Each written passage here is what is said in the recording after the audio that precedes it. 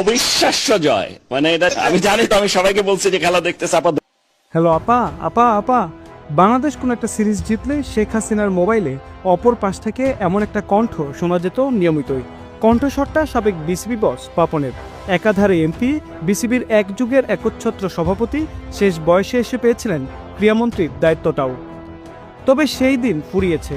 ভারতে পালিয়েছেন শেখ হাসিনা, আর পাপন পালিয়েছেন ইংল্যান্ডে। পালানোর পর হাসিনার চেহারা না দেখা গেলেও দু একবার মোবাইলের ফ্রেমে ধরা পড়েছেন পাপন। তবে গতকালই স্বেচ্ছায় এক ভক্তের সাথে তুলেছেন সেলফি। চেহারার গঠন আগের মতো তেলতেলে থাকলেও পাপনের দাবি তিনি ভুগছেন চরম অর্থকষ্টে। বাংলাদেশিদের থেকে নিজেকে আড়াল করতে 18 মাসে বাসা পরিবর্তন করেছেন 5 বার। পাপনের এই অর্থকষ্টে পাশে দাঁড়িয়েছেন আরেক আওয়ামী এমপি সাকিব আল হাসানও। নিয়মিত যোগাযোগ হয় নড়াইলের এমপি মাশরাফির সাথেও। তবে এক যুগের বেশি সময় ধরে যিনি এমপি আর বিসিবির সভাপতির চেয়ারটার একচ্ছত্র মালিক বনে গিয়েছিলেন, সেই পাপন কি আসলেই অর্থকষ্টে আছেন, নাকি পুরোটাই তার বাহানা? এমপি পাপনের লুটের কথা জানা না গেলেও বিসিবি বস পাপনের আছে হরিলুটের গল্প। 12 সালের অক্টোবর থেকে জুলাই 24, দুদকের অডিট রিপোর্ট বলছে শুধু বল কেনাতেই খরচ হয়েছে 92 কোটি টাকা।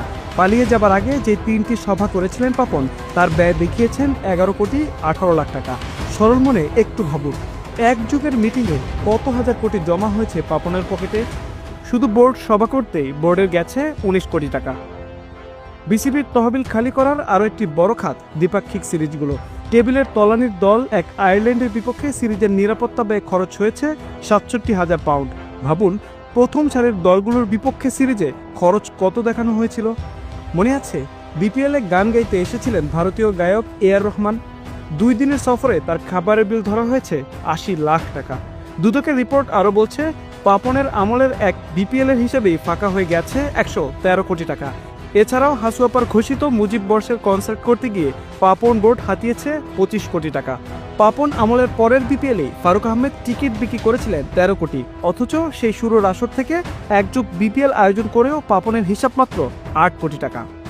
এত দুর্নীতি যার বোর্ডে, সেই তিনি লন্ডনে আছেন অর্থকষ্টে। কথাটা বলা যত সহজ ততটাই কঠিন সেটা বিশ্বাস করা।